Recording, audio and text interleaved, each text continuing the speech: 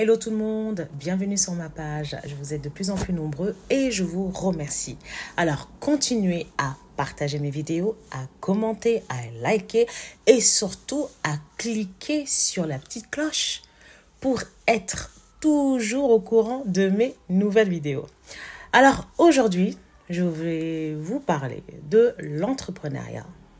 Donc, j'ai décidé de partager avec vous mon expérience après Biolissime. Donc aujourd'hui, je ne vais pas parler de soins de la peau, je vais parler de business. Donc le but de cette page, c'est de vous parler, bien sûr, toujours de la peau, de vous donner pas mal de conseils, et aussi de parler de business. Ah oui, c'est super important le business, parce que vous entendez partout, créez votre entreprise, soyez fort, soyez mentalement fort, mais il y a beaucoup de choses qu'on ne vous dit pas. Il y a beaucoup de choses que moi-même je n'ai pas vues et c'est après que je me suis dit en fait, il faut en parler. C'est important d'en parler. Parce que vous êtes plusieurs à vouloir créer une entreprise et qui de mieux qu'une chef d'entreprise ou un chef d'entreprise qui puisse vous parler de la vie, de sa vie d'entrepreneur. Moi, j'ai entrepris pendant 13 ans. 13 ans. Jusqu'à aujourd'hui, je me dis, waouh, comment tu as fait quoi? 13 ans. Je tiens d'abord à préciser que je ne regrette pas ma vie d'entrepreneuse. Je suis vraiment fière de moi, fière d'avoir accompli cette mission, d'avoir créé une marque de produits cosmétiques dédiée aux peaux noires mates et métissées, d'avoir installé ces produits dans des pharmacies, jusqu'à même des Leclerc. Franchement, d'avoir été la première noire africaine à avoir fait ça. Et est-ce que je viens d'une famille riche? Non. Avant la création, je faisais quoi? J'étais au chômage. Oui. J'avais 4 enfants. Je me suis lancée dans l'entrepreneuriat. Je venais juste d'accoucher. Mes jumeaux venaient juste de naître. Donc, il y a eu tellement de choses que moi-même, en prenant du recul, je me suis dit, ah ouais, tu as fait ça quand même. Mais comment t'as fait? Je vous assure, quand vous êtes en train, vous faites des choses, vous ne vous rendez pas compte. C'est quand vous n'êtes pas dedans que vous dites, oh, je veux faire ça, non, je ne vais pas pouvoir ça, non. Mais quand vous êtes dans l'action, quand vous êtes dans le game, quand il faut prendre des décisions que vous savez que ça peut jouer sur la vie de votre entreprise, quand vous êtes amené à parler avec d'autres entrepreneurs, des fournisseurs, plusieurs personnes que vous côtoyez, que ce soit les pharmaciens, que ce soit les labos, que ce soit les clients. En fait, c'est un travail polyvalent. C'est-à-dire, il faut toucher à tout. Si vous n'êtes pas prêt à toucher à tout, là, ça va être compliqué. Il y a même des choses qu'il va falloir développer, c'est-à-dire vous former. C'est super important. Moi, pendant ces 13 ans, je me suis formée. Parce que je le dis, et je le redis encore. Je le dis à chaque fois, on ne n'est pas entrepreneur, on le devient. Si vous n'êtes pas prêt à recevoir des coups, ce n'est pas la peine d'être entrepreneur. Si vous n'êtes pas prêt à vous dépasser, ce n'est pas la peine. Si vous n'êtes pas prêt à faire des heures de travail pour gagner des fois rien du tout, ce n'est pas la peine. Ce n'est pas la peine. Il y a encore plein de choses, mais je vous dis, les plus importants selon moi. Moi, l'entrepreneuriat, ça m'a appris du dépassement de soi. L'entrepreneuriat m'a appris beaucoup sur l'être humain. Parce que moi, j'ai été en tout cas proche des êtres humains. Donc du coup, ça m'a permis de développer un sens une analyse très rapide de l'être humain. Vous voyez ce que je veux dire? L'entrepreneuriat m'a appris à prendre des initiatives, à me dépasser, à me bouger, à avoir plus confiance en moi et surtout à me dire non, à neutraliser ma peur. Vous voyez ce que je veux dire? À bâtir une entreprise, c'est avoir des gens aussi à gérer, des salariés à gérer, les émotions des uns des autres à gérer, les émotions des clients à gérer. Et je dirais que toutes ces informations, on ne vous le dit pas au début. On ne vous le dit pas. Moi, quand je me suis lancée dans l'entrepreneuriat, je me suis formée.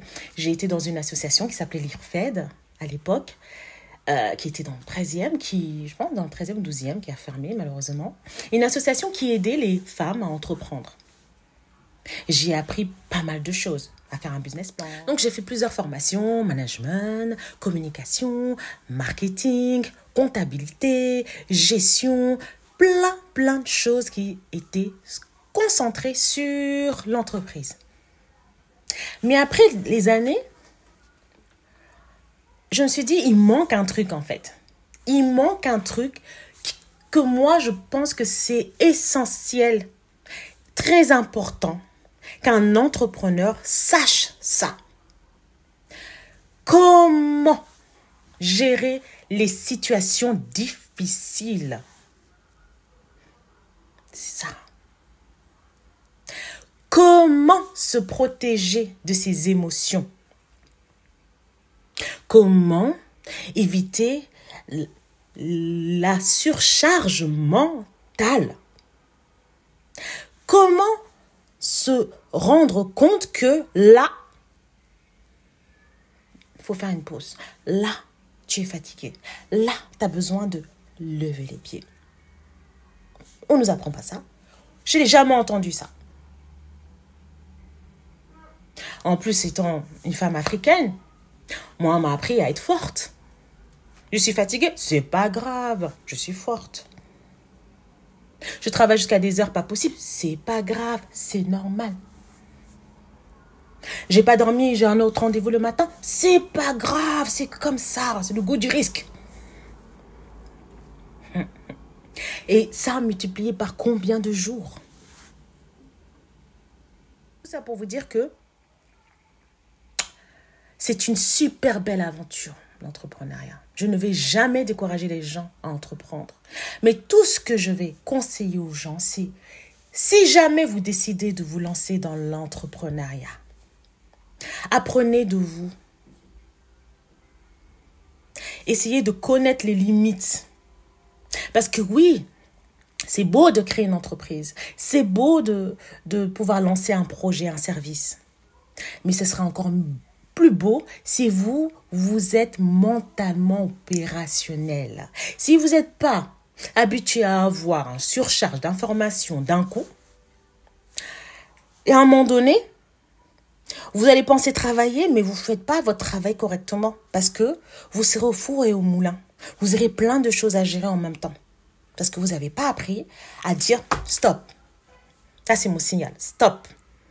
Je n'ai pas dormi 2-3 jours. Stop. C'est pas normal. C'est ce que je veux dire. Vous serez souvent seul à prendre des grandes décisions. Même si vous avez des investisseurs, vous serez souvent seul. Vous aurez personne. Rare. Vraiment. Même autour de vous, même la famille. Parce que vous allez vous dire, mais ils ne comprennent pas ma vie. Qu'est-ce que je vais leur dire quoi? Et si vous avez de la chance de connaître quelqu'un qui est entrepreneur ou qui travaille dans la même activité que vous, là, vous allez parler. Mais vous voyez combien de fois? Vous allez sortir toute cette lourdeur, toute cette charge mentale à cause des accumulations de toutes ces choses. Factures, compta, relance, clients, fournisseurs, salariés, salaires, l'URSSAF, TVA. Vous, tout ce que vous voulez, c'est bam, je lance mon projet. Je sais à combien je dois le vendre. Je sais quel produit, quel service je dois faire.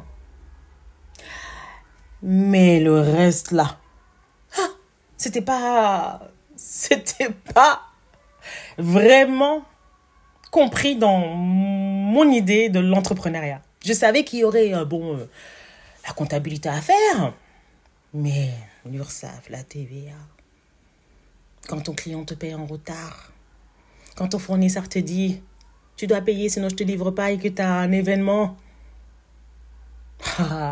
quand tu as des problèmes avec la formule, ou quand, je sais pas, tu te dis tu vas payer ton salaire et que l'URSSAF passe, t'as rien.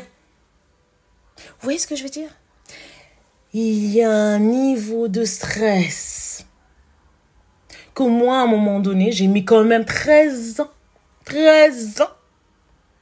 à me rendre compte que c'était trop.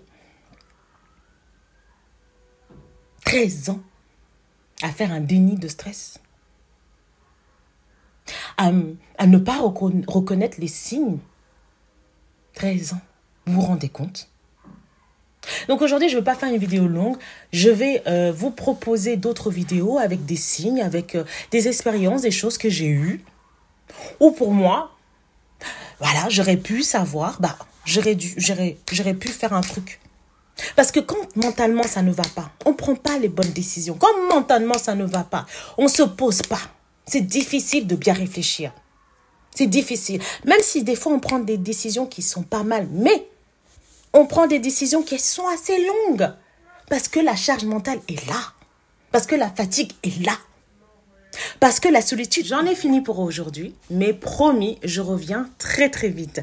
En attendant mes nouvelles histoires sur le business, sur l'entrepreneuriat, partagez, commentez, likez. À très vite.